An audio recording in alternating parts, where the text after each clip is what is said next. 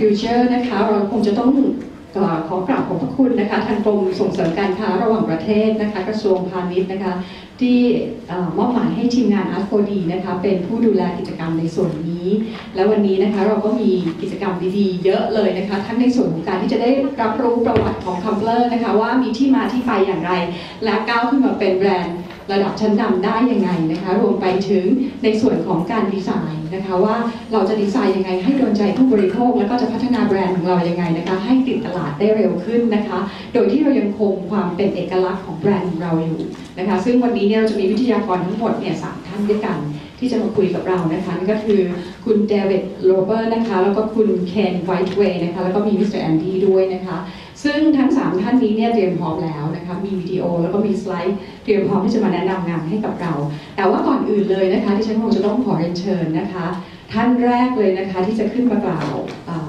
แสดงความยินดีนะคะแล้วก็รวมไปถึงเวลคัมทุกคนด้วยนะคะนั่นก็คือคุณมงคลพงษ์อนุตรีนะคะผู้ที่เรียกว่าเป็นผู้ที่เชื่อมโยงระหว่างเราและก็ดีไซเนอร์หลายๆคนนะคะที่มาจากต่างประเทศนะคะให้เราได้มาเรียนรู้มีทักษะเพิ่มขึ้นแล้วก็ได้รับความรู้เพิ่มขึ้นในฝ่ายของการดีไซน์นะคะคุณมงคลนะคะเป็น MD นะคะหรือว่า Managing Director ของบริษัท Corporation 4D หรือว่านิตยสาร 4D นั่นเองค่ะขอเรียนเชิญค่ะ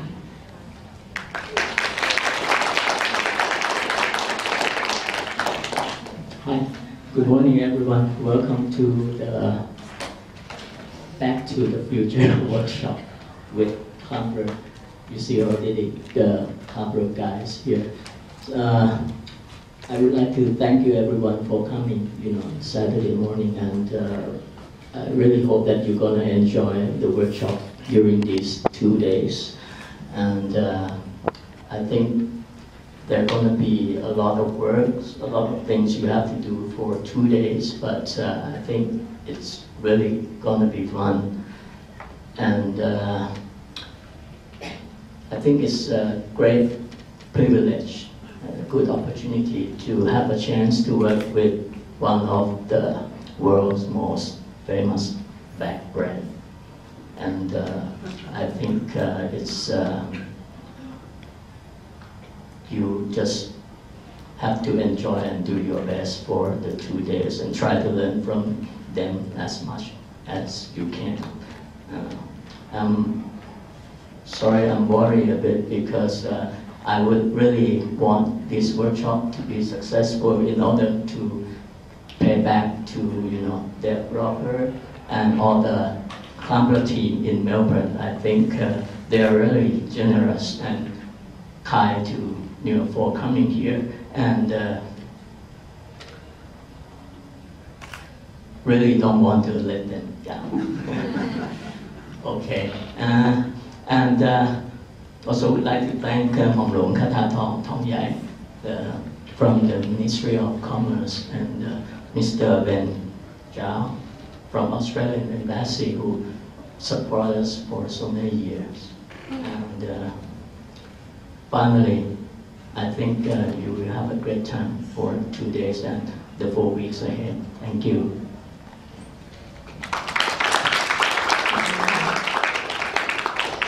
And the next one, please welcome Ms. Jennifer Allen, Head of Public Diplomacy Unit of Australian Embassy Bangkok.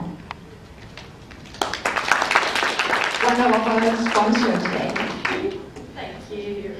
สวัสดีค่ะทุกคนขอโทษค่ะจะพูดเป็นภาษาอังกฤษค่ะขอโทษค่ะ So it's my great pleasure with my colleague Ben Giles, the Commercial Counsellor from the Australian Embassy in Bangkok, to be here today to show our support for innovation, creativity and design in Thailand and in Australia. And I'm really delighted to be here to kick off Crumpler's activities here as part of the Bangkok Design Festival and as part of the expo going on over these 4 days.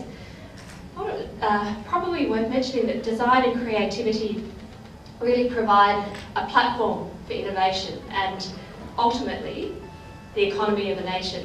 And in Australia, the creative industries are bigger than you might think.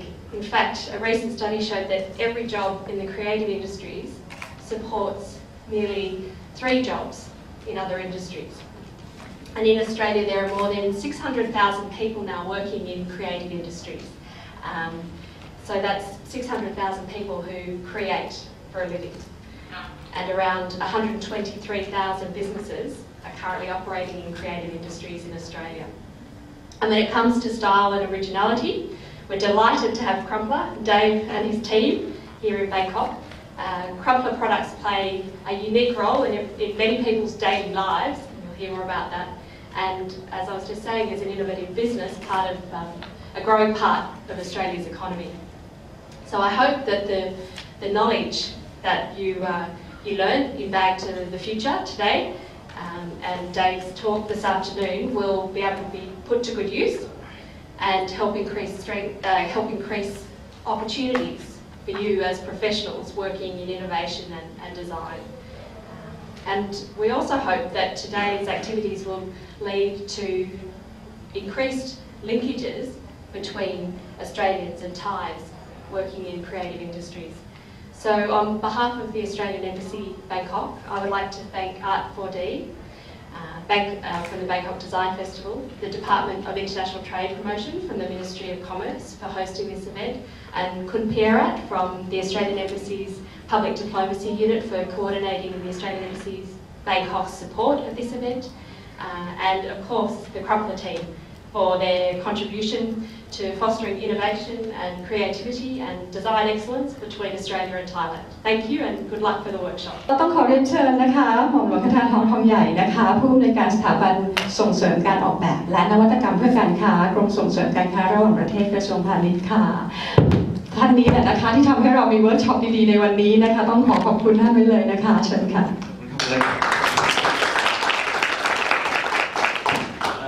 สวัสดีแล้วขอต้อนรับนะครับผู้เข้าร่วมเวิร์กช็อปทุกท่านนะครับจะขออนุญาตพูดภาษาอังกฤษแล้วกันนะครับเนื่องจากว่ามีวิทยากรจากต่างชาติมานะครับที่เป็นครั้งแรกในรอบปีที่ต้องพูดภาษาอังกฤษ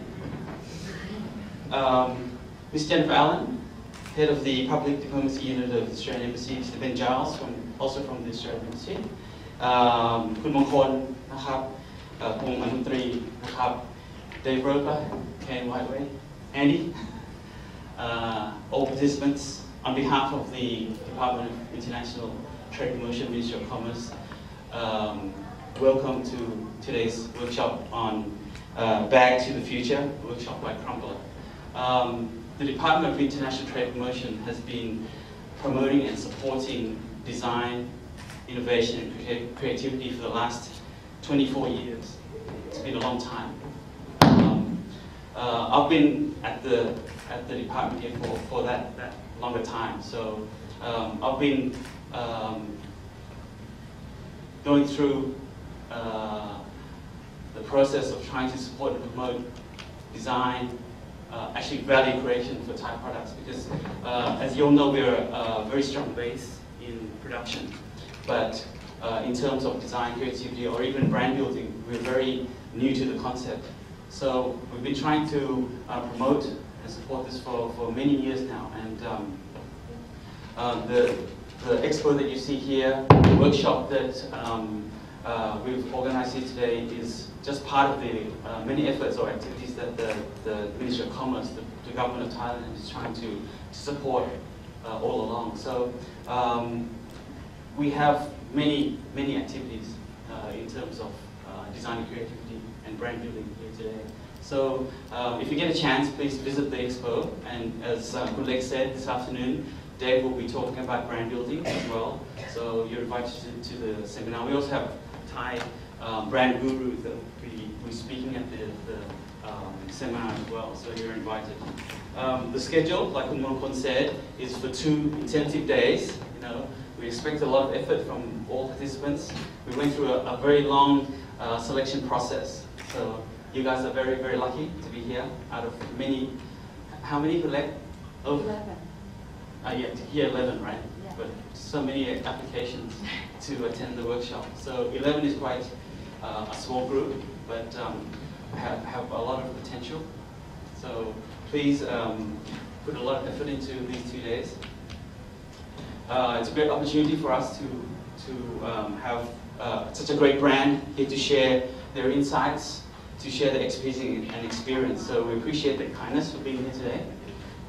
We truly hope that not just for us to get the experience, but also Crumpler, the Crumpler team, to be able to share some of the experiences, some of the products that we have here today. So it's all a very good opportunity for us. So thank you, Dave and your team. Thank you, I4D, if not for I4D, not for the networking that we have with all our partners, this event would not be such a success. So thank you all for your efforts. And before I hand over this stage to the Crumpler team, I would like to say once more on behalf of the Department of International Trade Promotion, welcome. It's a pleasure to see so many of you here today.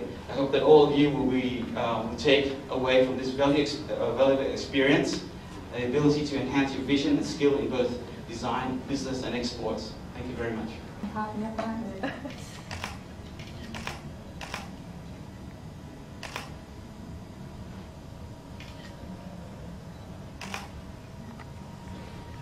คงจะต้องมีกระเป๋านะคะที่ท่านนำมาหรือว่า product ที่เคยทำมานะคะเป็นตัวอย่างวางเอาไว้บนโต๊ะด้วยที่เมื่อสักครู่นี้นะคะที่คุณเดฟแล้วก็ทางคุณเคนแล้วก็คุณแอนดี้ได้เดินแล้วก็พูดคุยกับพวกเราไปแล้วรอบหนึ่งนะคะเดี๋ยวหลังจากนี้ก็คงจะให้ทุกคนได้รู้จักไปพร้อมๆกันเราจะเริ่มต้นนะคะตามนี้นะคะก็คือจากทีม Carry All ก่อนนะคะ Carry All อยู่ด้านหลังนะคะ Cozy Cottage นะคะซึ่งเพิ่งมาถึงเชิญด้านหน้าเลยค่ะนักเรียนมาสายโดนทำโทษค่ะเอาตบมือรับหน่อยคนสุดท้ายแล้วก็ต่อไปนะคะก็จะเป็น Terra นะคะแล้วก็ต่อด้วย Foresto นะคะ Labrador นะคะ Laughing Dog นะคะ Nash นะคะ Tata แล้วก็With Me นะคะ Daddy's Girl แล้วก็ปิดท้ายด้วยอมฤตนะคะ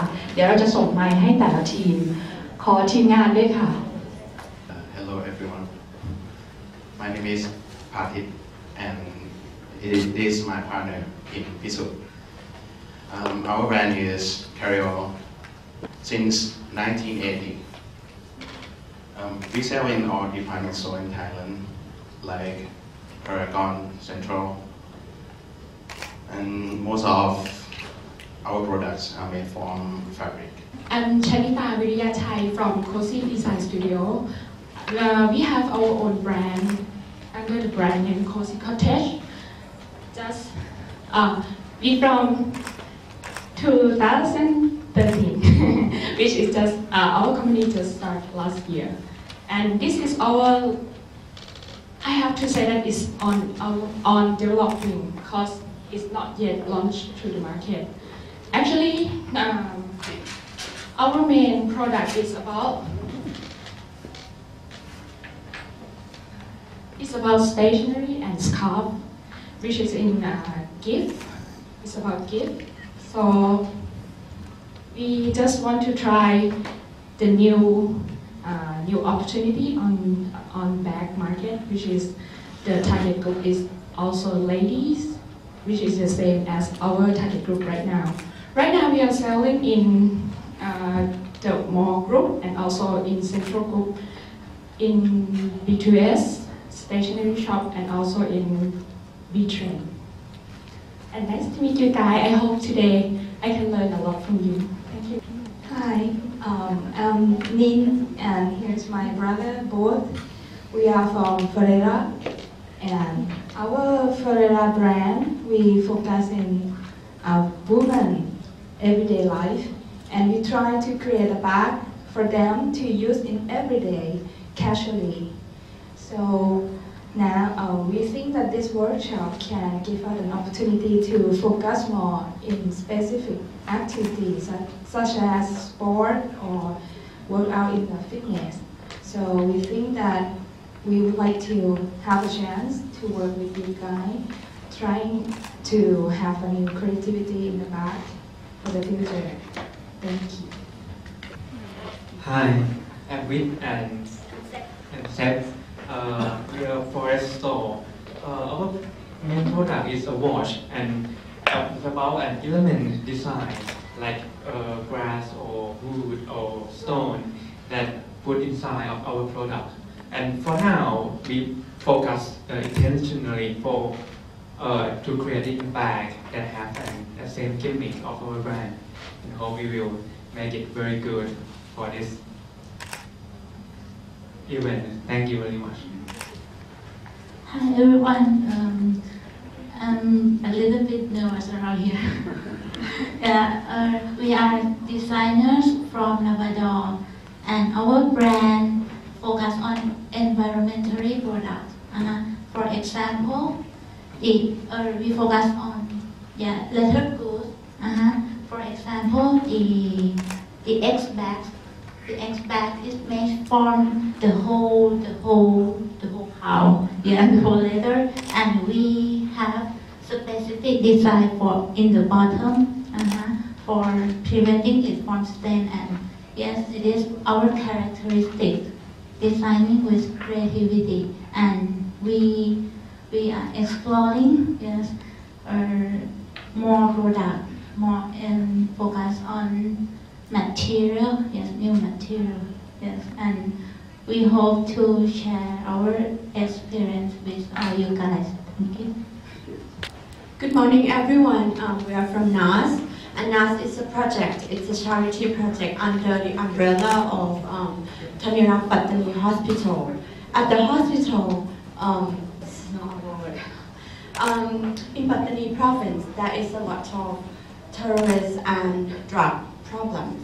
And at Tamirak Hospital, there are a lot of male ex-drug addicts who still cannot go back to their community because of the drug problem. So we aim to utilize craft making and art making, especially painting, abstract painting, as a means to heal the ex-addicts patients.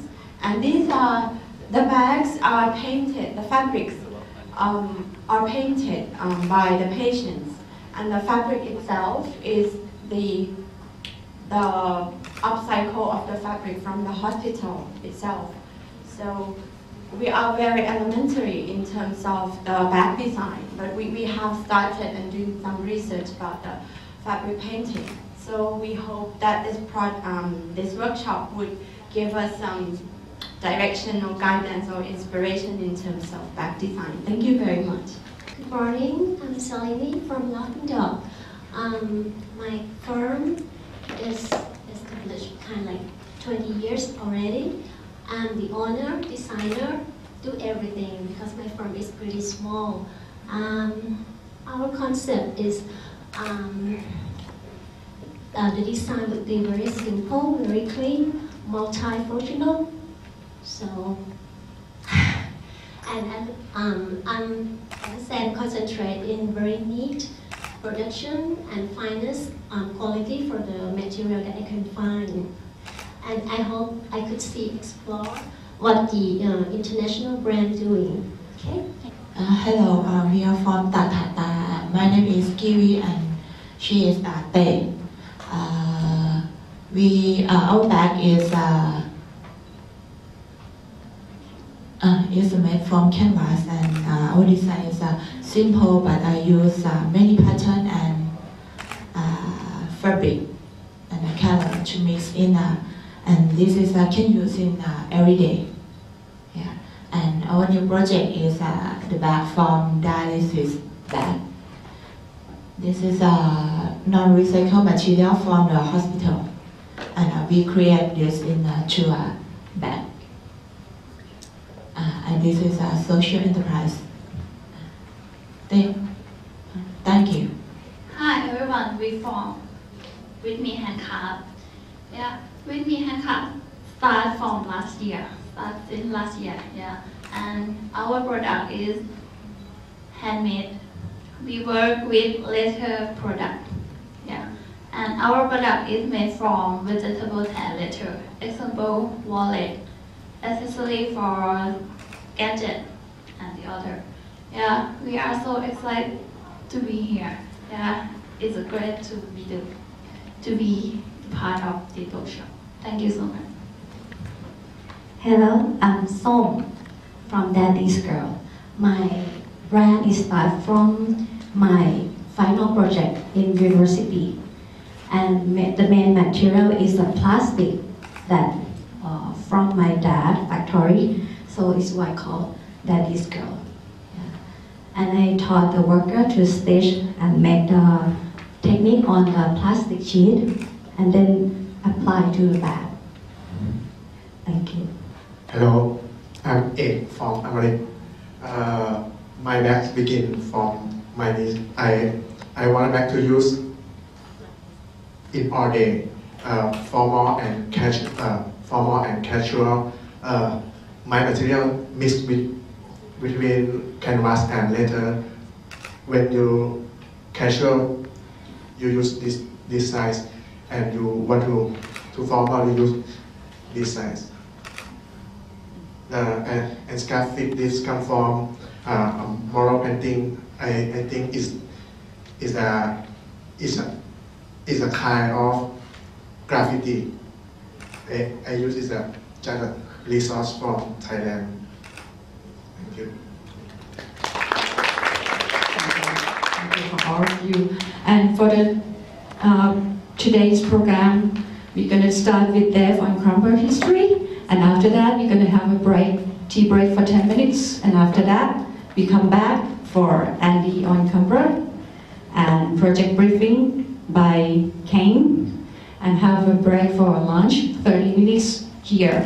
นะคะสำหรับ attendees นะคะทุกคนทานข้าวที่นี่นะคะ30 นาทีเดี๋ยวเรามีอาหารมาเสิร์ฟให้นะคะแต่ว่าสำหรับ observers เราคงต้องรบกวนนะคะเรียนเชิญข้างนอกนะคะแล้วก็พอหลังจากนั้นแล้วเราก็ช่วงบ่ายนะคะเราก็จะเป็น overview นะคะเราจะมาดู design process กันจากทั้ง3ท่านนะคะ Okay, Dev, are you ready? Sure, come on. Please.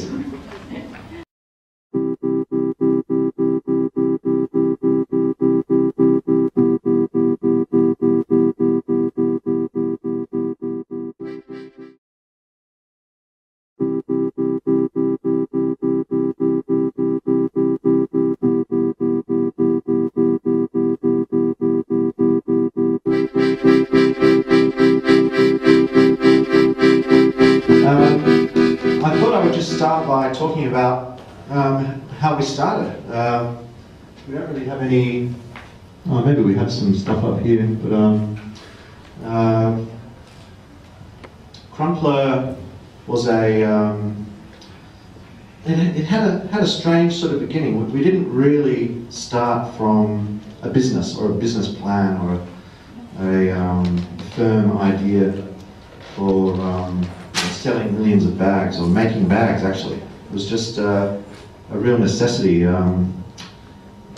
Believe it or not, I used to be a bicycle courier in Australia back in the sort of late 80s and early 90s.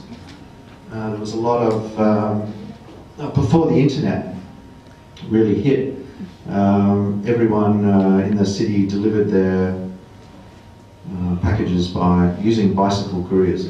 And we started this small company doing deliveries by bike. And it's a long story how I got into doing that, but it was just really a way to make some money before going to university.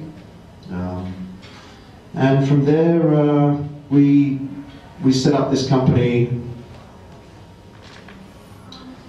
We designed beautiful uniforms, and part of the uniform was a backpack that we had a friend make for us, and they were very bad backpacks, very bad quality, terrible zips that were breaking all the time. They were not so good. So there was always a big problem. Part of the success of our messenger service was the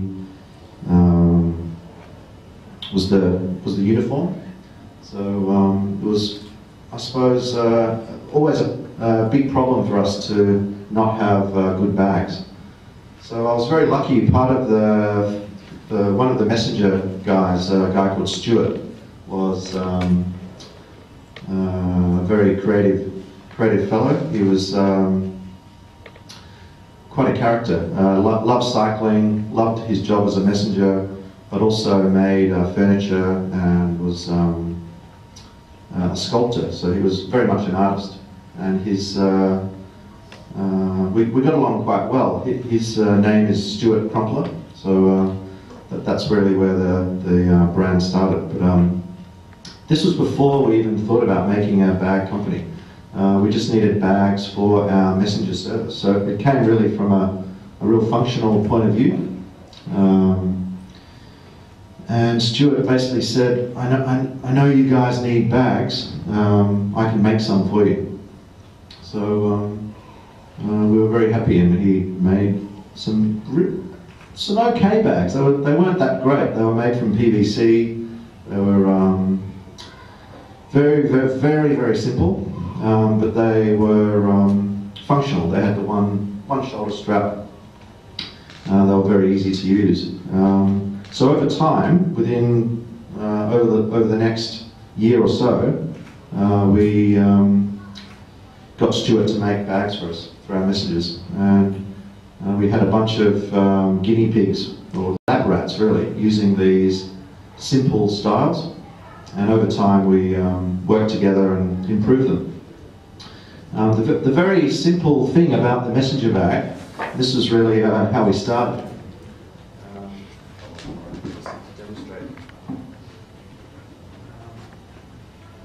Basically,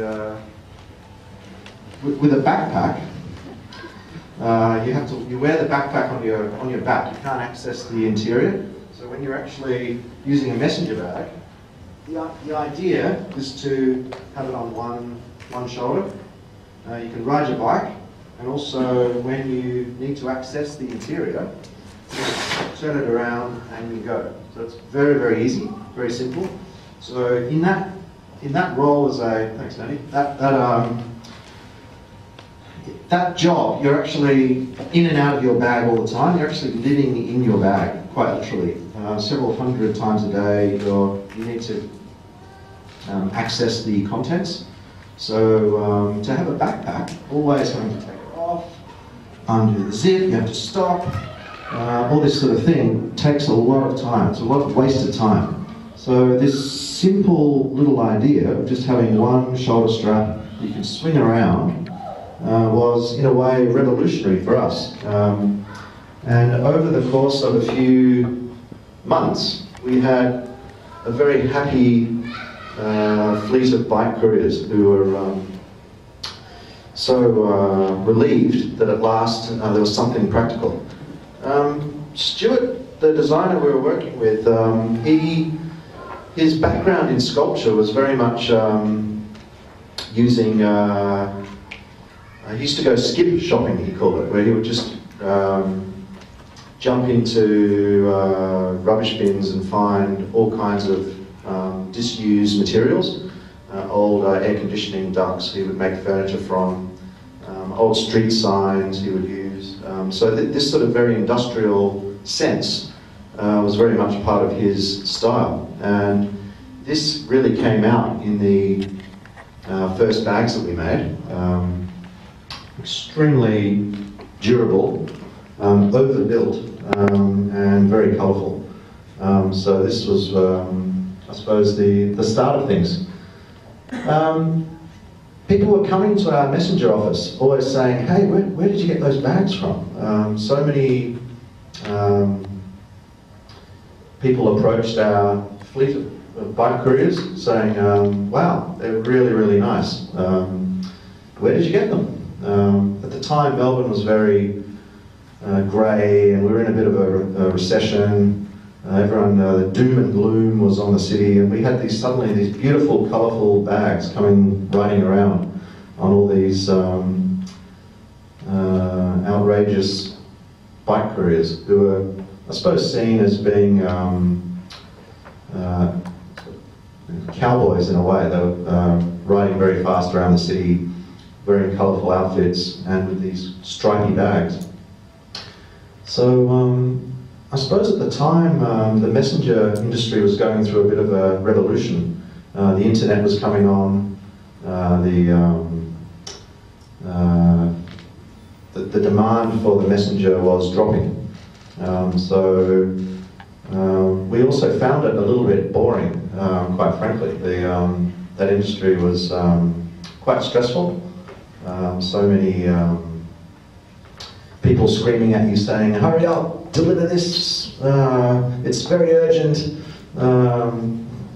And it wasn't really it was fun if you were actually a messenger riding around. It was actually really good fun. But when you're actually running this sort of company, it was quite stressful.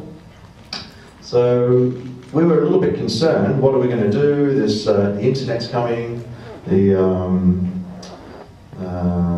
demand for our services is dropping. So why don't we do something else? So that's what we did. We set up a small factory. Stuart, Will and I got together and said, let's make bags. So we did. When we started, we bought a whole bunch of second-hand sewing equipment. We leased a small factory very close by to the messenger service. And a few of us just started sewing and making messenger bags. Very simple designs, the same sort of style that we were making for the bike couriers. But people really liked them. They were coming to buy them regularly. We started wholesaling to some bike stores, some fashion stores, some outdoor stores. So it was fun. We still had the messenger service. We had the little bag factory, and that's really how we started. From there, we sold the messenger service. We actually decided to go to the Bike Courier World Championships in Barcelona, and at the same time there was a big trade fair in Germany, in Friedrichshafen, a big outdoor trade fair. So we exhibited our products at this show, and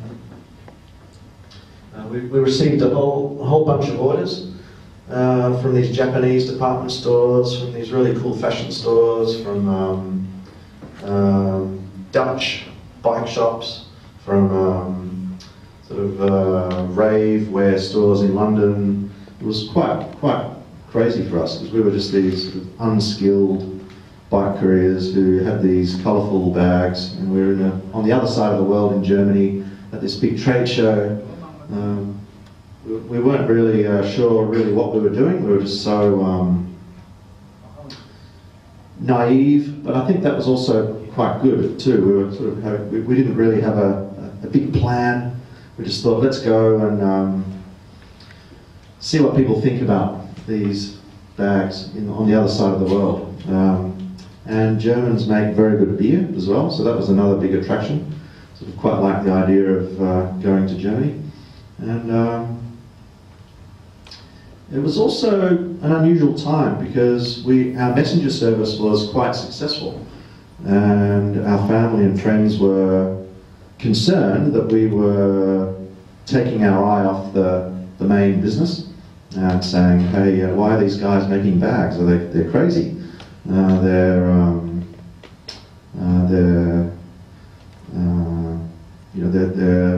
losing focus. Their messenger service is going to fail.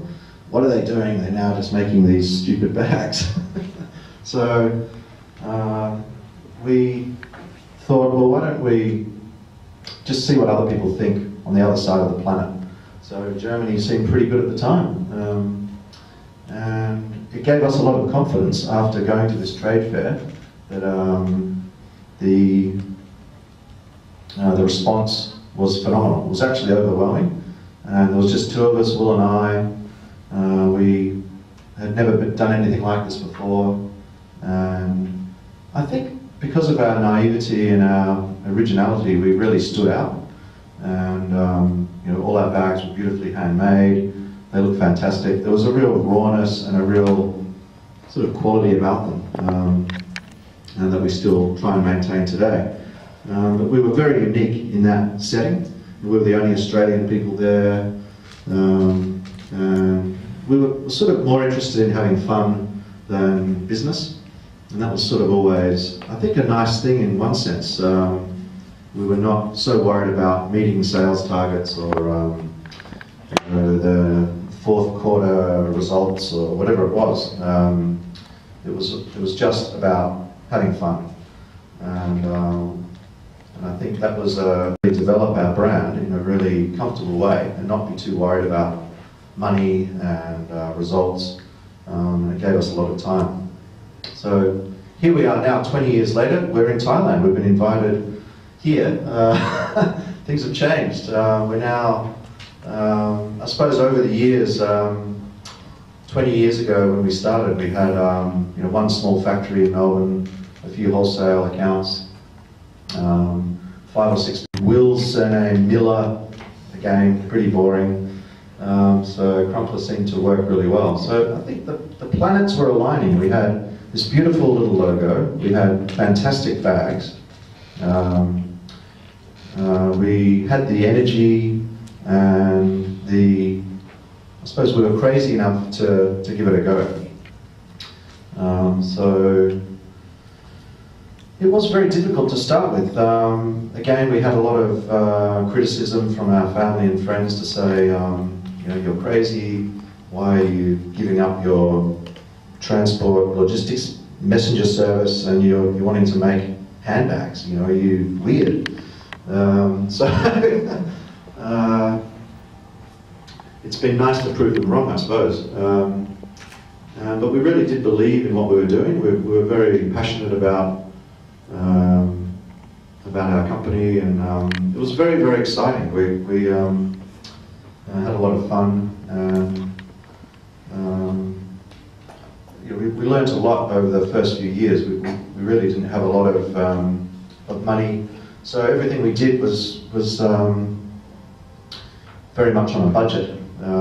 We had no real advertising money, for example, so we would just go out at night and paint our logos all over the streets. And we would make stickers and plaster them all over everywhere, the traffic lights. And, we became a bit of a pest, a public nuisance. But the logo itself was very, people seemed to like it. And we didn't put a brand or a website or a name attached. It was just always this logo.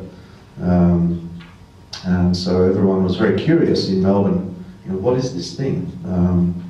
And it created a real buzz. And we noticed immediately the power of that logo and the marketing, how important marketing was. Not long after we started doing all this activity, we started to sell a lot more product. So I suppose that's really the early days of how we started. And I could talk for hours about sort of everything in between, but I think that's probably a really good little summary. I'm sure over the course of the few days we can talk a lot in more detail about things, and a lot of the principles that we started the company on, which were high quality, unique design, durability, and having fun, I suppose, is something that we even maintain today. Over the last 20 years, we've always tried to keep this way of working. So I hope it's an enjoyable few days, and hopefully we can learn as much from you guys as you will learn from us. We've got some great colleagues here that we've brought over, and please don't be shy over the next few days. We're here to work together, so we can hopefully have a bit of fun. When you start, you start with your co-founder, Stuart, right? And yes. Now you have 2 more designers in your company. We've got probably 5 or 6 designers now. Yeah. So we now have a few different skills in the business with pattern making. We like to do everything very much from a paper pattern to start with. So couple of pattern makers, some industrial designers, some product designers. We have some sewing machine staff as well. So there's a good 6 or 7 people directly involved in that. And our studio, in a sense, Andy's got some great, we did a little film clip to show you our setup, which we can show you very soon. We've got about 30 people working in our studio, and attached to that we have our retail business, which probably has another 80 or so people working, and also a warehouse in Melbourne. And then obviously all the production is several thousand people probably.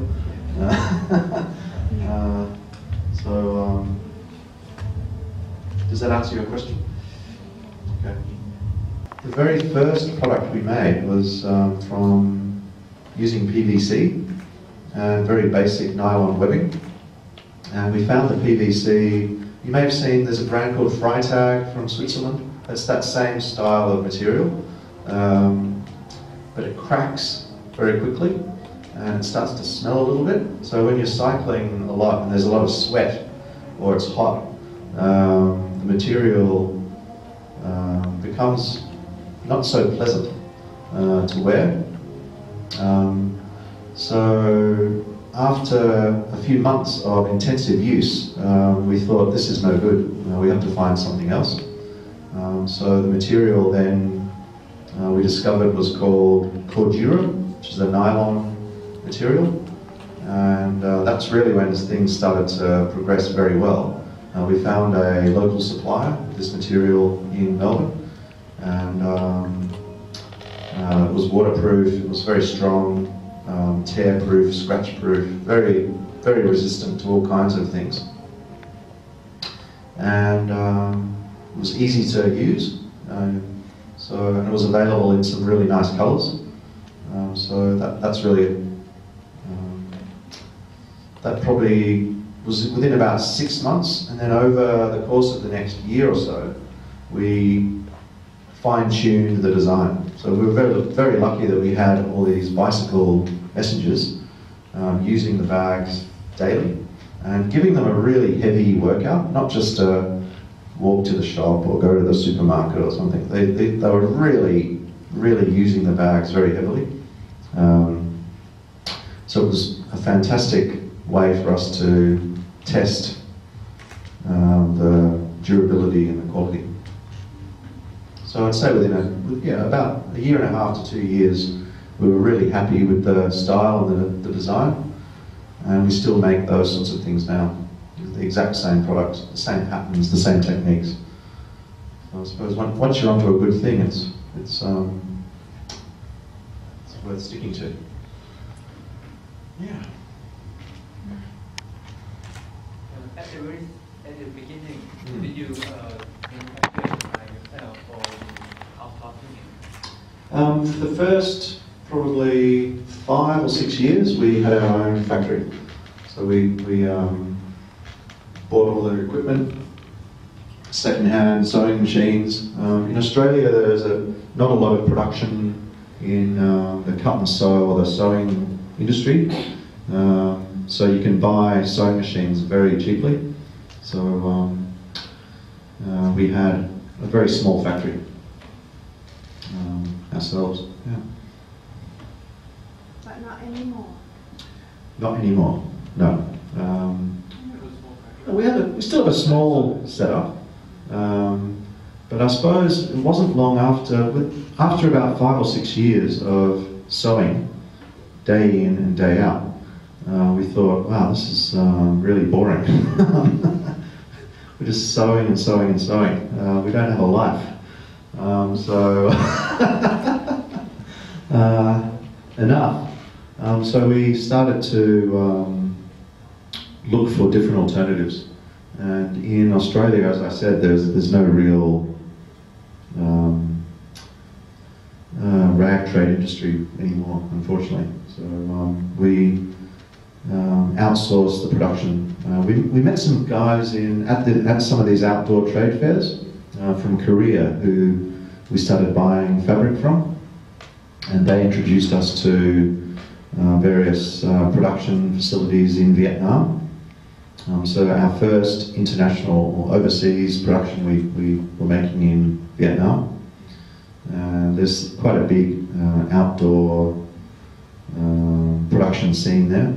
A lot of big companies get products produced in Vietnam, so there was all the infrastructure that you need for the components, the buckles and the webbing and the linings and the printing and the badges and all the trims was all available. So, it was quite eye-opening for us to actually go and see these very professional companies. Our own factory in Melbourne, I'd hardly even call it a factory. It was more a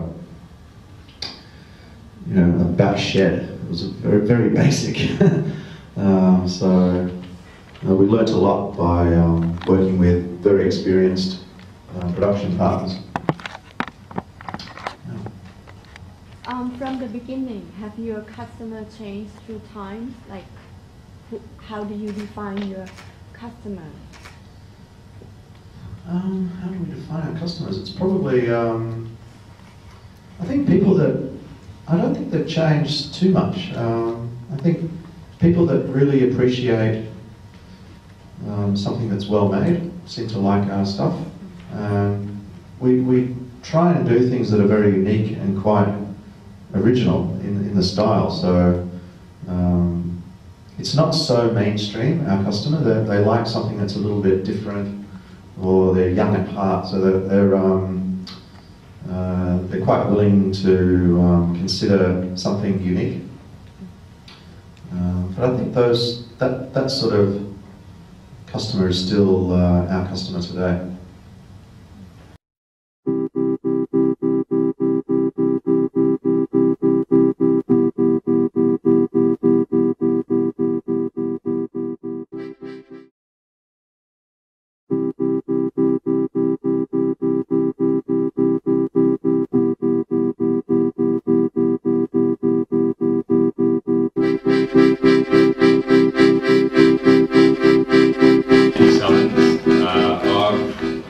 Recently started working with Crumpler. My title is brand editor, which means whatever you want it to mean, really. My background is in writing. I finished a Masters of Creative Writing at RMIT, and then I was employed by Crumpler to come in and do a bit of branding and, I guess, tell the story of the brand, so for the website, social media, and that sort of thing.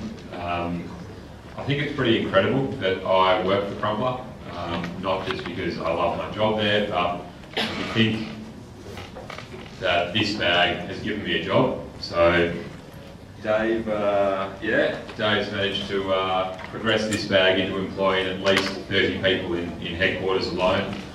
So it's pretty amazing to, I think, have my role in a company selling bags, because the reason I'm here in Thailand as well on this trip is to get stories for the blog and help tell the story, and this conference is an important part of that. I've made a little video for you. It's a day at Crumpler in Melbourne. So we're starting off in Carlton, which is about 2 kilometres north of the city, and we're going to sort of cycle into our headquarters, into our office. We're going to just walk around the office, and I'll introduce you to a few of the people who work there. So yeah, we might hit play. I'm not sure what the volume's going to be like.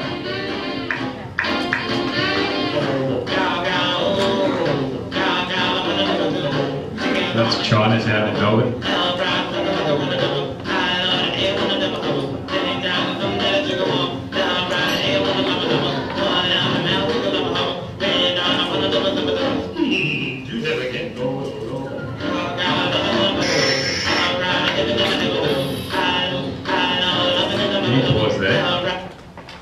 So this is a pretty important part of headquarters. This is that's Tuan on the right. He's our pattern maker. So Dave mentioned earlier, we discovered him in Vietnam, and he came over and he's been working at the company for years and years and years. And so, yeah, he's a really important part of the bag making process, the design process. So the design team will create a bag, create a concept, and then they'll send it over to Tuan, who will actually stitch it up and sort of have a really good input into, I guess, the finishing of the bag and how to stitch it and certain technical aspects of how to make the bag the best it can be. So that's Tuan on the right. That's actually Kane down the back. That's Kane. Over here is Adam, and he is, what's his title again? He's a pattern maker designer as well, so he's sort of on the sewing machine, he's stitching and again having a really good input into the design making process. Over here is Mara. So Mara again is sort of having the sewing machine going all day, and she works on repairs. So you all know that Crumpler bags are guaranteed for life. If there's any problems with them, we get them sent back to headquarters, and Mara is there a few days a week just sort of fixing them up. And you can see down the back of here, there's a couple of sewing machines. There's about 4 or 5 sewing machines in headquarters, in our head office. So it's quite cool sitting at my desk, and every now and again you hear a sewing machine go off, you know. So even though the company's expanded and there's 30 people in the headquarters, there's still sewing machines, there's still bags being made, you know, in the heart of Melbourne, right in the middle of the city. Play, please. Thank you.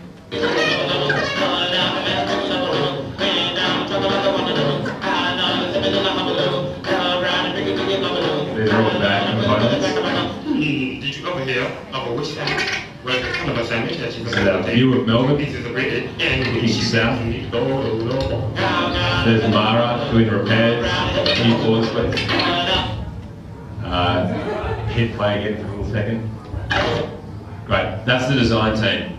So that's Kane on the right, just above the cursor.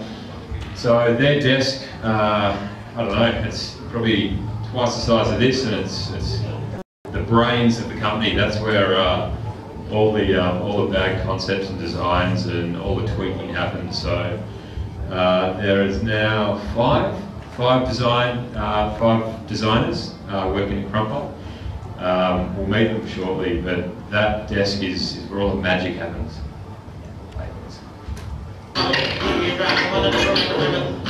That little thing there, because we offer the warranty, people are always bringing back bags from a long time ago, and they get very attached to them. So we worked out that this particular flap from a bag was about 20 years old. We thought it looked really nice. It was an inspiration for us to start making flags. So we thought it reminded us very much of an old Confederate flag from the Smithsonian Institute or something like that. So we pinned it up on the wall, and we are now busily making flags. And I think Kane's about to grab one of the flags. But it's really nice. People bring these old bags back and say, yep, I remember when you guys made this for me 20 years ago in Flinders Lane.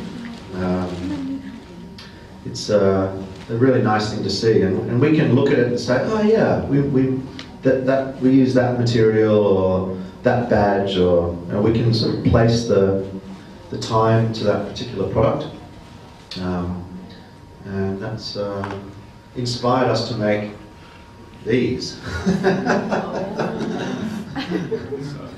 So we were trying to get them hung here, but we thought it might cause some trouble. So, but you can see the sort of resemblance now. So anyway, just a little anecdote. Ladies and gents, welcome to the Crumpler photo and video studio. So this is Crumpler's photographic studio. That's Ben Richards, who's been Crumpler's photographer for well over 12 years. So all the product shots, all the photos of the bags that you see on the website, shot in here by this man. So he works full time, taking photos of bags, making videos. So he's sort of, yeah, pretty much every photo of a Crumpler bag you've seen on the website has come from this man's camera. So it's a pretty great little studio. It's quite small, but you can do a lot in there. It's very impressive. Play it, please.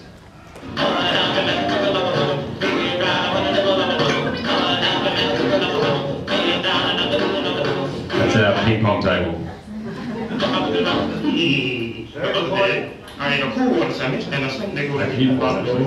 Thanks. So that's a very important part of our office. These two play table tennis against each other. Yeah. These two play table tennis against each other twice a day, once at lunchtime and then once at 5 p.m. just before they go home. It's also the boardroom office. So it's where the Crumpler board meet. They have meetings there quite a lot. You can see the bags in the background as well. So it's also a bit of a display room. So if we have anyone coming in to meet with us, we'll sit in there and show them the new range of bags. The ones in the bottom left are actually not even out yet, so a bit of a sneak peek. Don't tell anyone.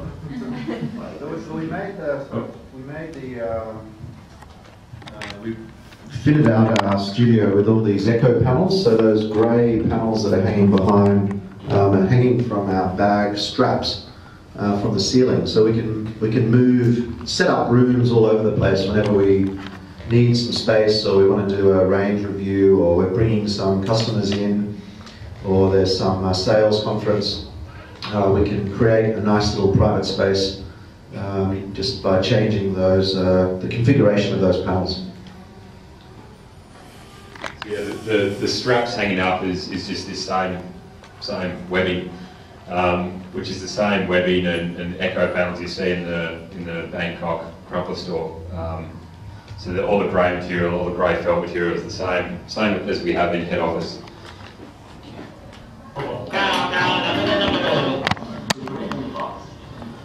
Can you pause, please? So this is Yanni. This is our head designer. He was going to be here, but unfortunately couldn't. So he is about to play with a very special light box. So this box, do you want to speak about it a bit more? So, in order to keep our quality consistent, we've got a light box that we bought from, I think it was from the States, and it has settings for different light configurations to make sure that when we use different fabrics that our colours are consistent and we can ensure the quality will last for years and years. You know, the fact that we have our lifetime warranty it's super important. So.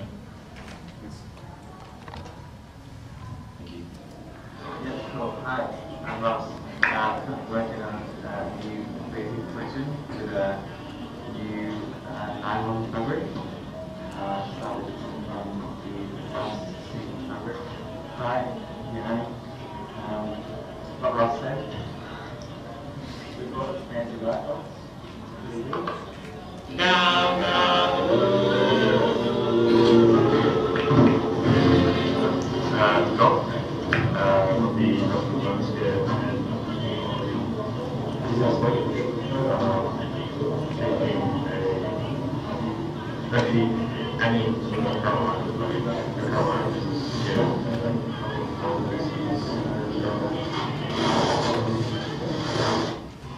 Thank you. So that was Yanni, Ross, and this is John. So if you couldn't hear, the volume wasn't great. Ross is currently working on that handbag that was in the light box. He was just playing around with new fabrics, just changing up from last season. John is an industrial designer, and he was saying that he's working on new business luggage, so changing our current range and progressing it and adding a few more things and just improving that. So yeah, these guys together with Kane are our design team. Thank you.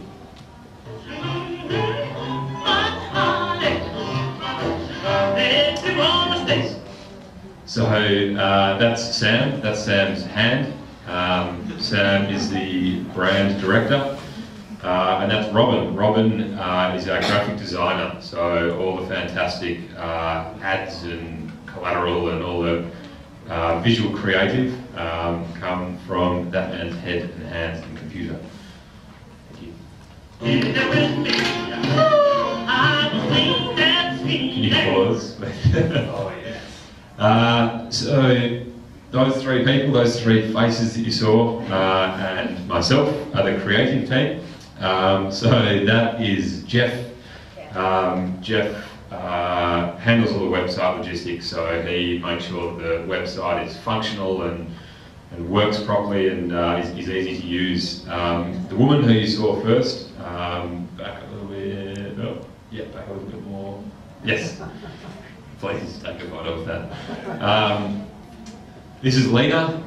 Lena is in charge of digital design, so she does a lot of the design for the web pages. So she'll design the product pages, and when we release a new collection, she'll make sure that all the products are looking nice and the creative ties across the website and social media as well. So she's a graphic designer too. That is David, another David, and he's assisting Lena with web design and graphic design. He's a new addition to the company as well. So I also work amongst that team doing social media and making sure that, I guess, the advertising and marketing creative, we generate and create the marketing campaigns and creative. So we'll come up with an idea based on the creative concept of the bag. So I guess the designers will come up with a concept for a bag and they'll workshop it and send it to production. And then we will have a chat with them and work out why they made the bag, what the bag's designed to do. Sounds a bit rattling. And then we'll come up with an advertising campaign, and then working together with the photographer and video man, Ben, we'll generate something, and that's what you see on our social media and website and all that sort of thing. Thank you. This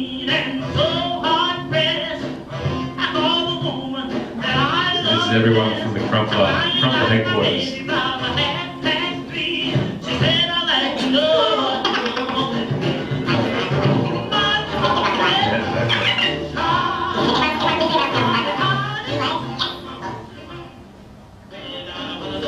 So now we're cycling from headquarters down to Little Burke Street, which is one of our oldest stores. So we just cycled straight down Chinatown. So it's only 2 blocks away, very, very close.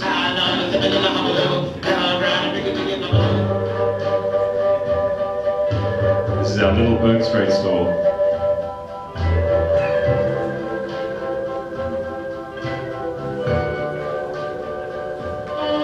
There are some sexy bags.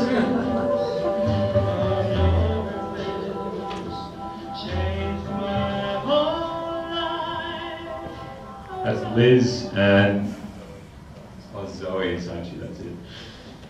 Yeah, so that's our Little Burke Street store, which is right in the heart of Melbourne, so right in the middle of it. And it's very, very close to headquarters, so it's a 4-minute walk, it's only 2 blocks. So yeah, that's sort of, I guess, having headquarters so close to one of our older stores is a good way to keep it really close and keep a connection with the retail space, really close and open, I guess.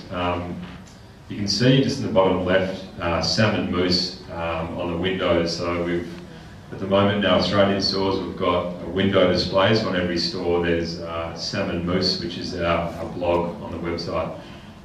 So that's another aspect of my job, just sort of creating stories for that.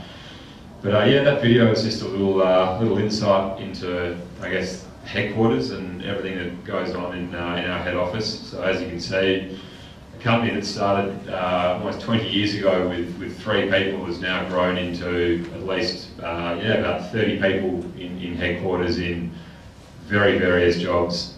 So yeah, it's pretty incredible, I think, and a testament to bloody good bags. So yeah, does anyone have any questions about headquarters or anything at all? Is the quality of the material? So the light box doesn't test the quality of the material, it just makes sure that the colours remain the same. So what they'll do is they'll put this bag into the light box, and there's different settings. So there's different lights you can set it to, like natural daylight, fluorescent light, halogen, tungsten, all sorts of different lights, so that you know that, we might make Kay might pick a certain colour in headquarters, but then when it gets installed, it looks different because of the light, and then when you take it outside, it looks different again. So it's just a bit of a quality control in terms of colour, not sort of durability, I guess.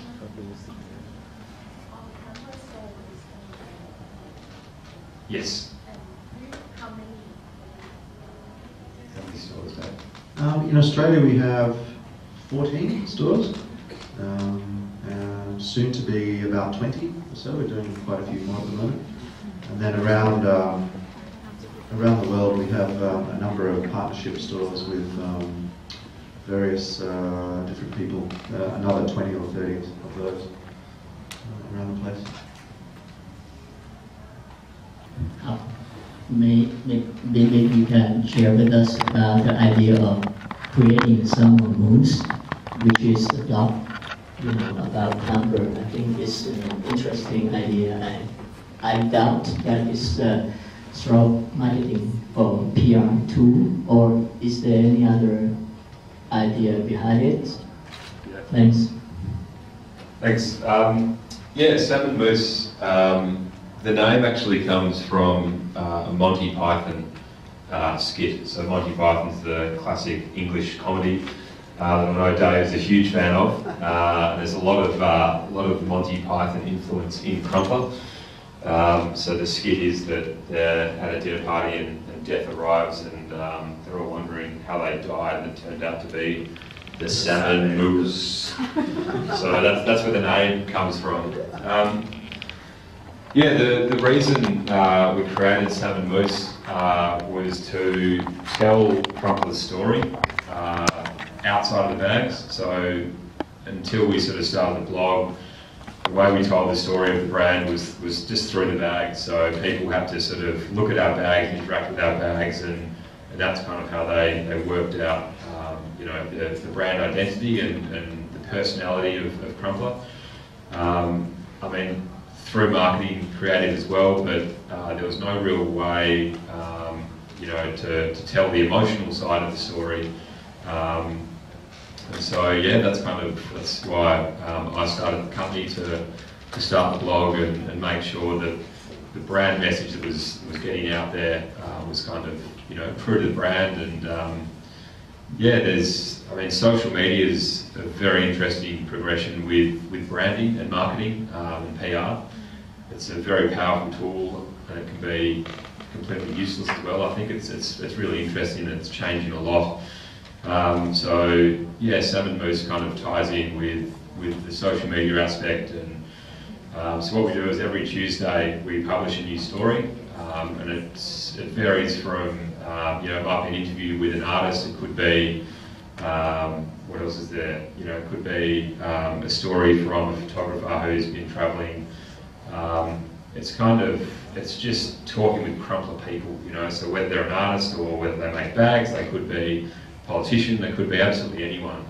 But it's just a way for us to kind of show Crumpler people and the sort of people who inspire us, and where we sort of get ideas from, and it's a way for people to learn a bit more about the brand, I guess. So every Tuesday we publish a new story. We use social media to sort of get that story out there, and to sort of... I suppose that originally we met Andy through a great magazine that he self-publishes called Paper C, and his background in writing brought us together. He produces a remarkably beautiful magazine, about 4 times a year, yep. And very much surf and travel and food and lifestyle sort of stuff. I'm probably not describing it well, but it's part of it as well. Crumpler's philosophy has always been to support all kinds of creativity. It's often always a shame that a lot of magazines that are started from a very passionate base disappear after a while. You know, it's I suppose a hard thing to do. So we've always liked to support new magazines that have a very good content. And after working together for a while, Sam, our brand director, and Andy seemed to hit it off pretty well. And we put out some catalogues a year or two ago that had some really good stories on some photographers and some features on some of the photographers, a sports photographer, I suppose, how would you describe Nicole? Fashion, street fashion, studio photographers, and we did some background stories on them, and we printed this lovely catalogue, and we thought, wow, the response was so good. How nice would it be to have more content like this that's not really bag related. We're not talking about our our products in this blog or in this format. It's more highlighting the stories of the people that use our products, and we thought that was much more interesting than just talking about bags all the time. So Andy started working for us really with that idea to bring that sort of content into a magazine style format, but to do it through a blog. It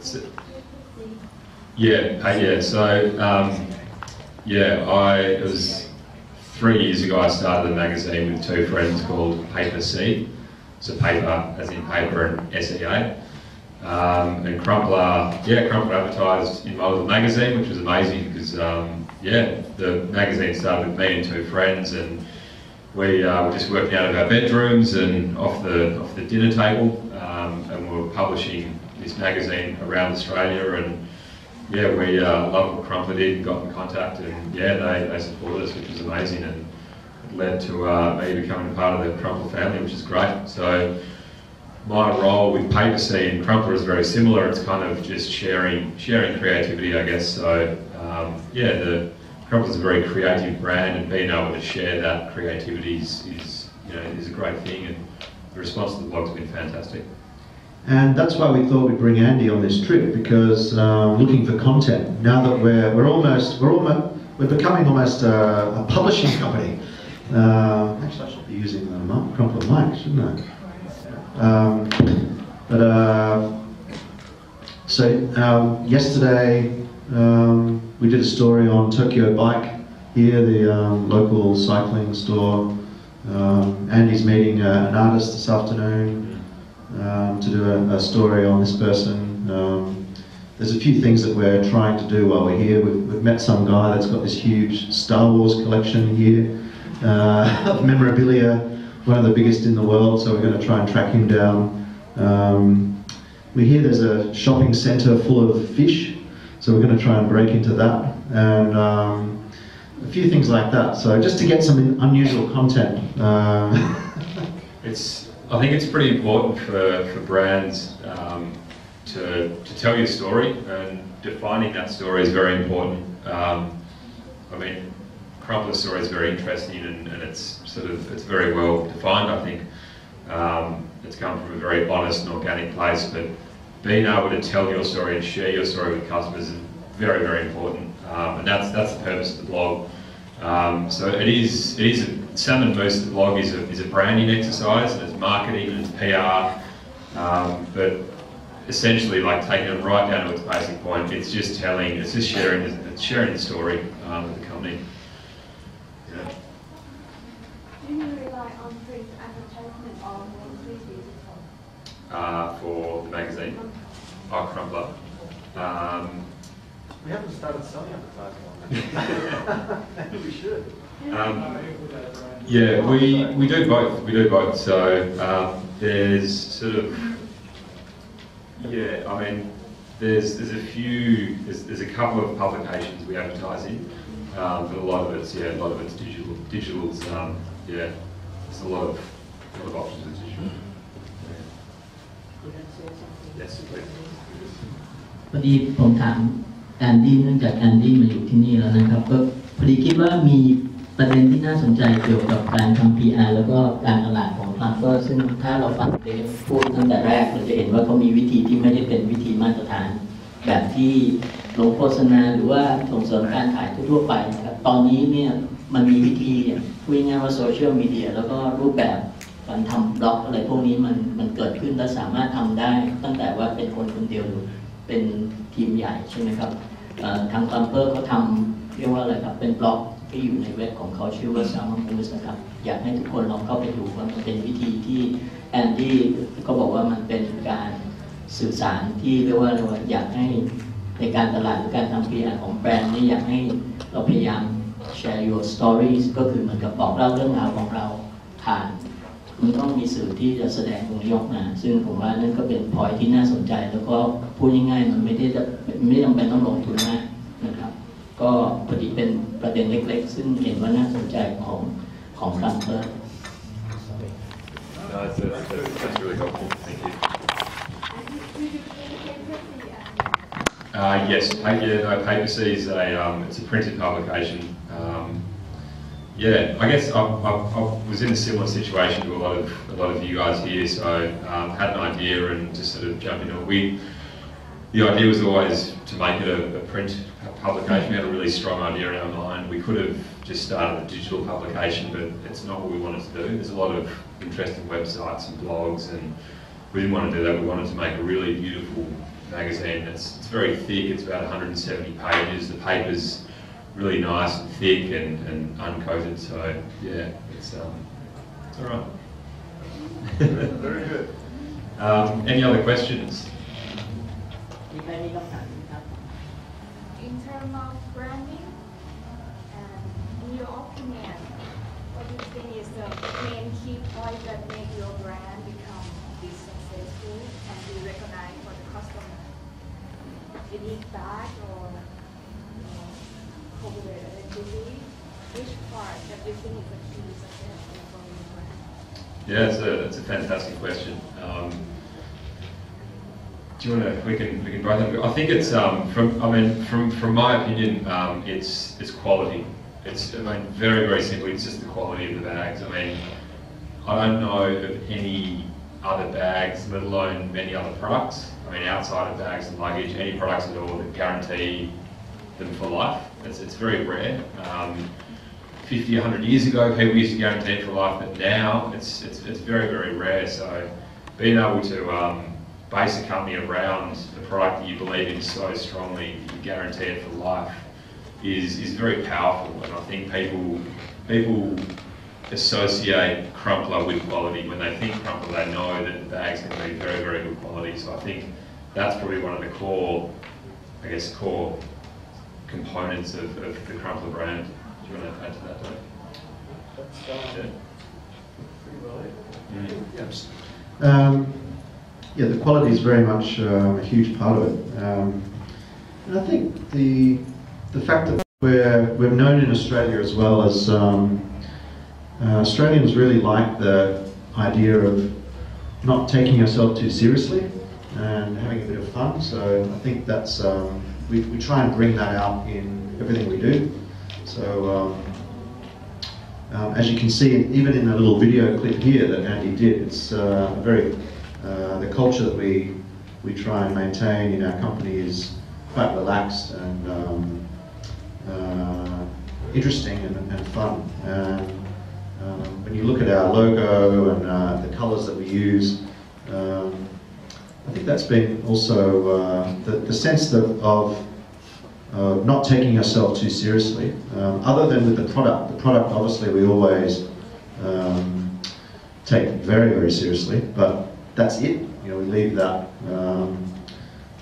That's one thing. And as far as the actual advertising and marketing side of things, we like to have a bit of fun, and I think people really like that. Yeah, so I think there's one thing we probably haven't mentioned, which is good to mention at innovation and design is there's, I think, the quality, the kind of sense of humour, and sort of it's a very fun brand, and also just the design. The design, they're very, very practical bags. They're built for a purpose. Kane's going to be talking about this, but when people think about Crumpler, they know that it's going to be very well made. It's going to be fun. It's going to be bright colours and enjoyable, and certainly all the marketing and advertising creative is very funny and sort of light-hearted. And then just the design, they know that it's going to be very practical, easy to use, and it's going to be perfect for what they want for. So that's probably the three main things around the branding. With enjoying creativity. So yeah, I mean it's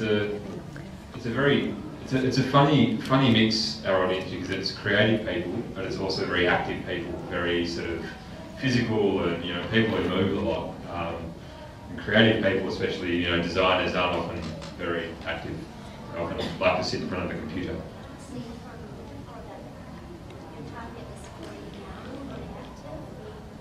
Yeah, our audience. It's hard to put an age limit on it. It's not like we can't say it's for people between 20 and 30. It's very, very broad, and it's less about age and more about, I guess, how old your spirit is. Like there's a lot of people enjoy Crumpler because it's got it's got a good sense of humour, and whether you're 50, 60, 70 or 16, people who identify as being sort of young and active will they seem to enjoy Crumpler.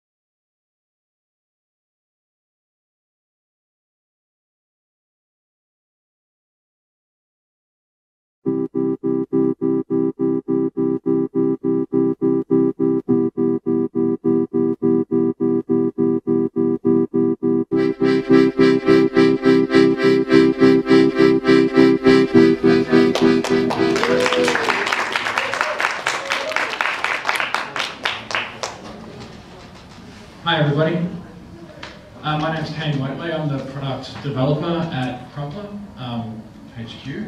I work with Yanni Lacey, who is the lead designer. We sit a metre apart. We travel 7 or 8 times internationally a year together. So fortunately for him, he gets to spend a lot of time with me. But unfortunately for me, he's a very creative guy, and we do spend a lot of time talking about design and innovation and creativity. So I think hopefully I can deliver his words for him and give you guys a little bit of input into what we do. This is the start of our presentation. This is Richard Simmons. The way I want to start is the 3 fundamental questions that every designer should ask themselves when they're creating something is what, why, and how. So what are we doing? Where does it come from? Why do we need to do it? Are we making something for the sake of it? Are we making something to fuel our creativity? Are we making something that's going to biodegrade? Or why are we doing it? And then how are we going to do it? I think a lot of people think about creativity and design as there's a lot of barriers: money, effort, time, all those challenges. So it's putting those challenges into those questions, into this mix of questions, and finding out the ways to get to them.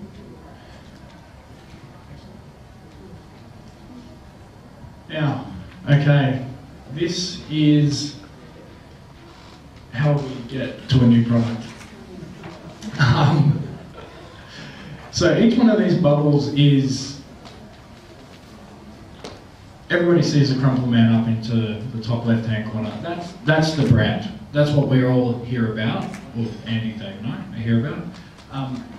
All those bubbles fit into that brand somehow. It's a complicated, very complicated structure everybody has a lot of input, everybody's trying to drag that brand apart.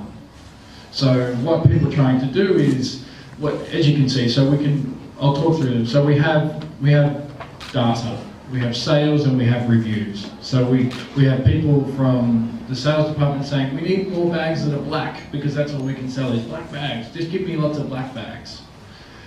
We have customer reviews where the customer will say, I want yellow bags. You know, all I want is yellow bags.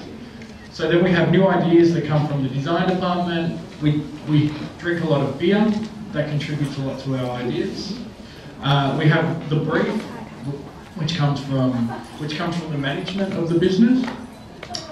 But then we also have a whole side of the business, which is the customer, the retail environment, the wholesale environment. What actually can you do from product? So it's a very complicated structure that you have to understand where you fit within it.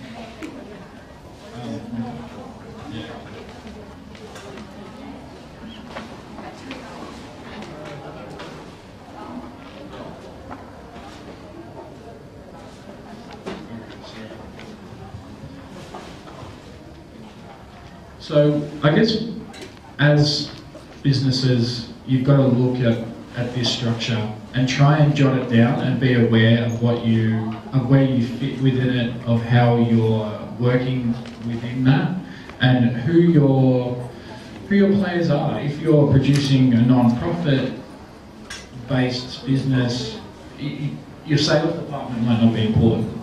You know, if you have a factory, you know that what the factory capability is might be the most important part. So all these bubbles, as I was saying, are important to what is the brand. So you understanding fundamentally what each of these points do helps this grow in a very cohesive and straightforward manner. Okay, now this guy here is Will Miller. He was one of the founders of Crumpler, along with Dave and Stuart Crumpler, and that's the original bag. So these guys, none of them are designers. Not a single one of them are a designer. So you've got to, I guess it's an easy way to think, it's an interesting way to think about a design brand that you see now 20 years down the path, that it was started with no professional designers. Stuart was a sculptor, an art student, a craftsperson, and where I guess the advantage that the guys had from the start was they were very, very close to their customer. They were very close to their materials. They were making everything themselves, which is a wonderful thing. I think there is some disadvantages to being small. You don't have money, you don't have a lot of resources, but there are some huge advantages that you are close to your customer. You can go to markets, you can listen to them, you can adapt, you can move faster, and larger businesses can't do that. So I think you've got to take advantage of that situation. I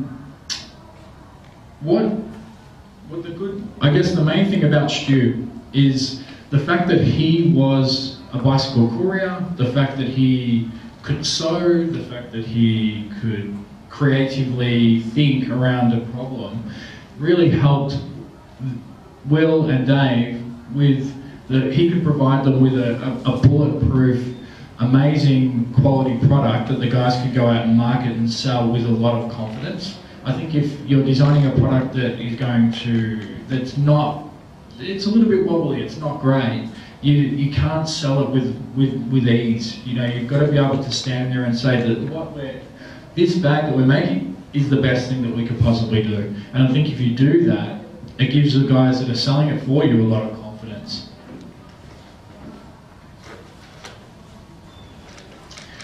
Okay, so if we think back to the 20 bubbles that were on the slide, these are ultimately the only things that matter. If you're making a product, you have your brand, which is your identity that's supported through marketing. You have the customer, who ultimately you hope will give you their money that they've worked long and hard for. it's a big ask. And then you have the factory. A lot of people, when they think of businesses, design businesses, they think of these two things. This is very, very important. I think when you're making a product, the factory is as equal a partner in what you're doing as the customer and the brand. If the factory can't do what you're asking, you're not going to be able to deliver it to the customer and the brand's going to look terrible. If the brand is amazing and the factory is amazing but you don't have a customer, then what's the point? So all three are equally weighted, and it's very important to consider that. Now with, I guess one thing you've got to always constantly think about is how are these three interacting? So if the factory is not interacting with the brand, then there is an incentive obviously for the factory just to go directly to the customer. So the brand has to have a function, has to support a need that the customer wants, and it's delivered by the factory. Okay, the design process.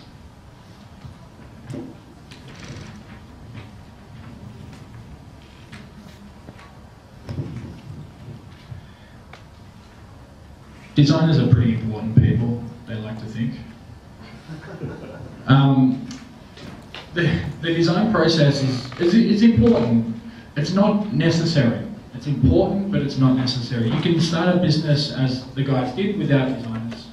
But it comes to a point when you've got to scale up and you've got to talk about design professionally. So if you go to a large factory in Thailand somewhere and you've got an order for 50,000 pieces, and there are, if you look at that bag over here, there is close to 100 components. If one of those little components is wrong, your 50,000 piece order is going to cost you a lot of money. So you've got to think, how will a designer comes to this question with the whole process in mind. So the designer's involved here at the start with materials and idea, then there's this design process which is magical, and then it spits out a product at the end. So as you can see, what goes in is not what comes out a lot of the time. And the design process is interpretive. So there's a million ways you can do it.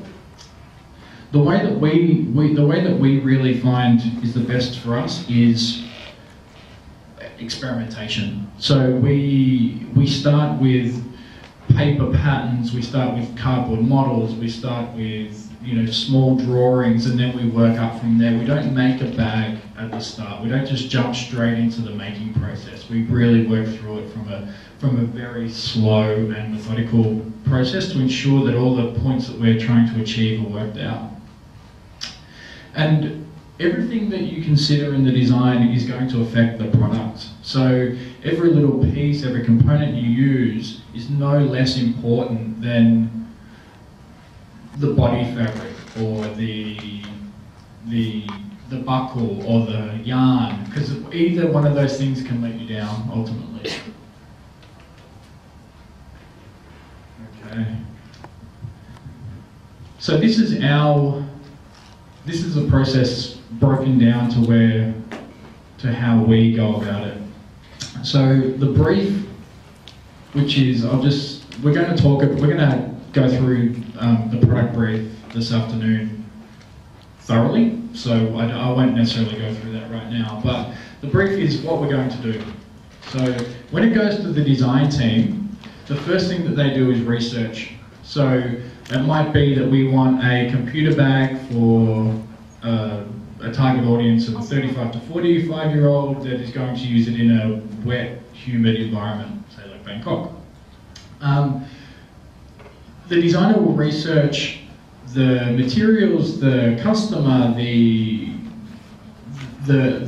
technology that's going to be carried, everything, what around that technology, what's going to be carried. Then they'll work through to a conception phase, where there will be a lot of sketching done at this stage, a lot of prototypes made in cardboard. There might even be a 3D model made. It might be 3D printed and rapid prototyped. Then we'll go through to bag prototype stage. So within our within our studio, you saw we had pattern making facilities, so we're lucky enough to have that. Not a lot of places do. So we'll sit with our pattern makers and we'll make the first prototype. Don't put a lot of effort into that first prototype. Just make it fast, make it look like you want to look, how you want it to look, and just get the fundamental principles of your design down there. Because you don't want to spend a lot of time on a product that may fail. Then you'll go through evaluation. This is the most critical point. Every person involved in design is passionate. Everybody's creative and everybody is emotionally involved in what you're doing, because if you're not going to go through all this. Nobody's going to get there. So you've got to think that during the evaluation stage it's difficult, because it's like somebody telling your child that they're not very beautiful. You know, it's hard to take. And but this is where you've got to be very strong. You've got to think to yourself, you've got to think, am I willing to go to market and spend my money and effort and energy into making something that I might not be able to sell? If the answer is no, that's fine. Refine your idea, go through this whole process again, and then get to a point where it's yes. You might go through this process 2, 3, 4, 5, 6, 100 times. You know, I think it's this phase is so important to the design process, because you eventually want to get to a point where it's a yes and you're 100% confident in what you're doing here. Because a lot of people, they might not go to research and conception, they might just go straight to prototype, evaluate, and then yes, even though there might be issues with the product down the line. Okay, so this is the Boeing Dreamliner. It was designed by a design agency called Teague. The project was 7 years in development.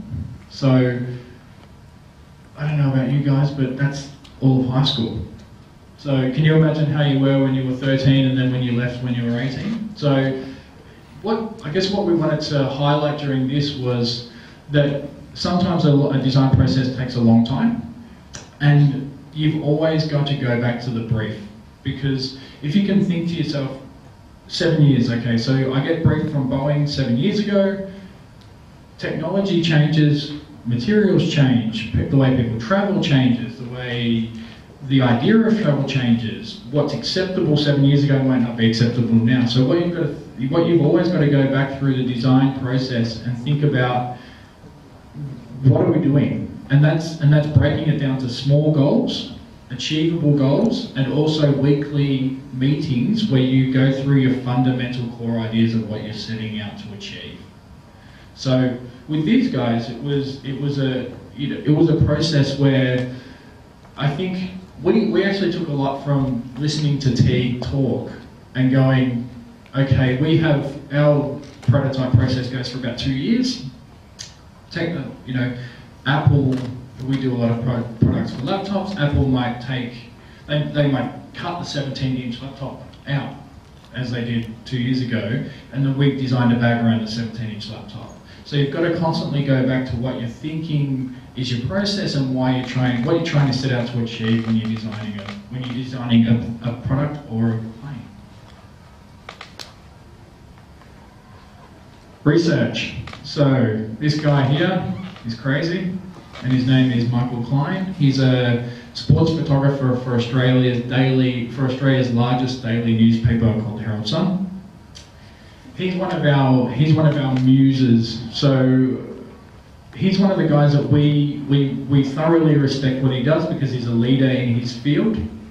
He's a phenomenal sports photographer. He came to us with an idea that he wanted a set of rolling luggage for camera. And we set out to achieve, we sat down with him and we went through his ideas of what he wanted.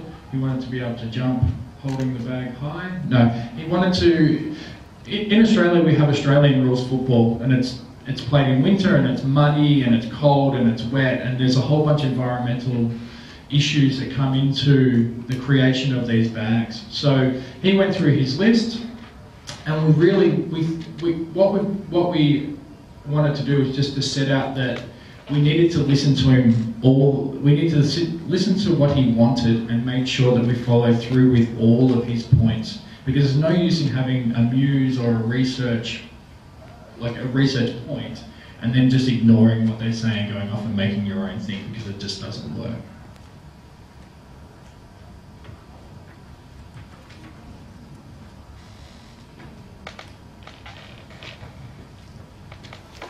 Okay, the factory. As you saw in the earlier slide, the 3 most important factors of designing a product. So the factory is one of them. We manufacture all of our bags in China. We have 3 factories that we work with all over China. But we travel to them often. Even though we're offshore, I'm talking to them every day. I'm up in the factory every 8 weeks. And having a close relationship with the manufacturer is very, very, very important. You guys are lucky that you can manufacture what you do here. It's phenomenal. And I think what I want to try and take away from, I want you to try and understand from this process and how important it is to design, is that if you're close to your factory, they can develop things that you can't think of because they're holding the process in their hand, and that you can utilize in making your products.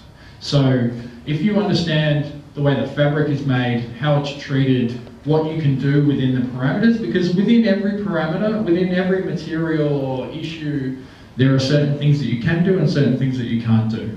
There's no point in trying to think of something that that the factory can't do, because it's just a waste of time. So understanding that if a fabric roll is 1.5 meters wide, that you can't develop a print that's 2 meters wide. You've got to really understand why and how the factory is doing. It's getting to the way they're doing it.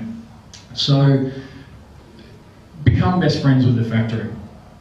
Get there often and try and understand all the processes that they do. So try and speak to the person that makes the little dots that goes in your zip. Try and speak to the person that creates all the colour, because if this goes wrong, the whole design process goes wrong, because you've failed your customer in the end.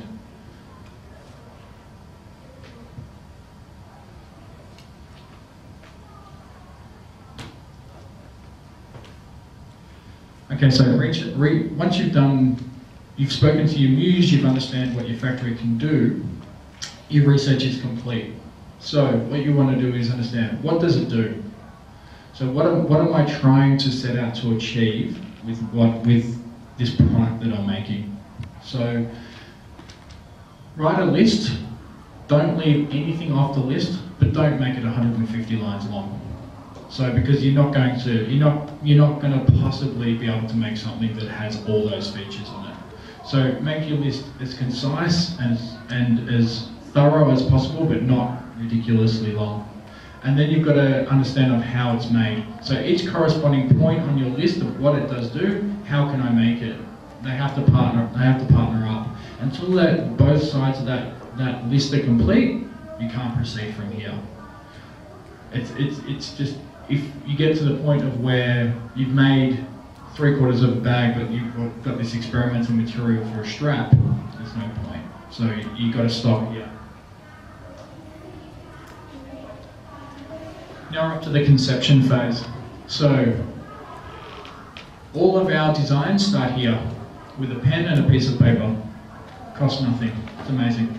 So we can go through, 1, 2, 3, 4, 5, 8, 9 designs in a matter of a day, 2 days, and work out where we want to go. Do we want a pocket on the front? Do we want no pocket? Do we want a zip? Do we want a Velcro? Do we want all these details? How wide's the opening? How's the flap going to operate? How's it going to sit on somebody's back? Which is really easy. And during this stage, I think it's vitally important as the designer to have somebody to bounce these ideas off. You don't design by committee. Speak to your muse and say, this is what I'm thinking. What do you think? Or speak to somebody that you trust in the design process. Don't open it up to the world, but just open it up to people that you trust. Then we make cardboard models. So it might start off with a really basic cardboard model where you've just brutal on what you do, because as designers, people like you. You know, like people like designers. They're fun and creative and they have good ideas and they're enjoyable to be around. So they're going to tell you that what you're doing is great. All the time. Don't listen to them. Ever. Ever. Trust me, don't. Because you're going to do something bad. Listen to people that are telling you that what you're doing is not good. And then make them question why you're doing it. And then if you can answer them and they're satisfied, you know that you're on the right track. If people just tell you that what you're doing is phenomenal, keep on going. Don't listen to them. They're not the right people to speak to. Which takes us to the Homer. Is everybody aware of The Simpsons? No? Yes? Okay, so this is The Simpsons. This is Homer Simpson. In one episode of The Simpsons, he designed a car. It's called the Homer. Is it good? I think it's pretty good. No, it's a bunch of really phenomenal ideas. So it's actually during the episode of The Simpsons that this is in is actually goes through the design process of designing a car, which is kind of amazing that The Simpsons did it. So who doesn't like the grill off a Jag? Who doesn't like the blower from a Charger? Who doesn't like the bubble top? So all of these are fundamentally good ideas, but when you put them together, it's awful. So what the Homer sort of shows you is that the customer might want 50 things in one bag. You know, they might want a bag that's a backpack as well as a messenger bag that can convert into a tote. Right? Is that a good idea? Yeah, that also carries your coffee and keeps it warm. You know, and then the brand might be saying things to you. They might be like, okay, we want a print on it that says we're the best bag brand in Thailand. Everybody else can go away. You know, is that a good thing? Then we have the brief, which has come from marketing or product people like me, and we just forget everybody else because we want a car that looks like this. And then we have the factory.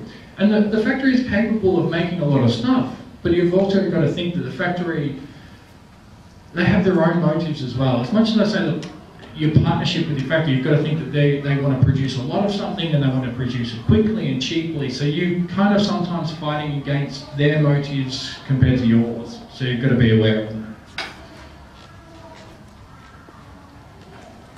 Evaluation again. So does it work? So we have the can opener. The can opener is very easy to evaluate. Does it open your can? Oh, sorry, I have to go faster. So can opener. Does it open a can? Yes or no? Product evaluation is over. Then, but with the bag, bags are so individualistic. The way I use a bag will be different to the way that everybody else in this room uses that bag. So what you've got to go back to is your muse.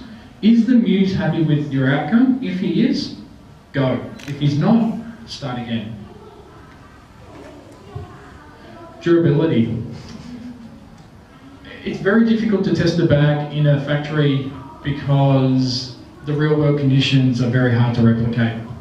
What we do is we use a whole bunch of mechanical tests where they test the strap durability, we test the zip quality, we test the fabric. We also get creative, so we've invented like a rain machine that can simulate different rain environments under different temperatures. We can insert wind and whatever. And then we have an elephant that crushes all of our luggage. That's not actually true. But then there's like, I guess what the elephant symbolises is there's a little bit of in-market research that you may have to do, but you don't want to ever do that. In-market research is what you're going to, hopefully just pick up little issues that you can fix and make your product better again.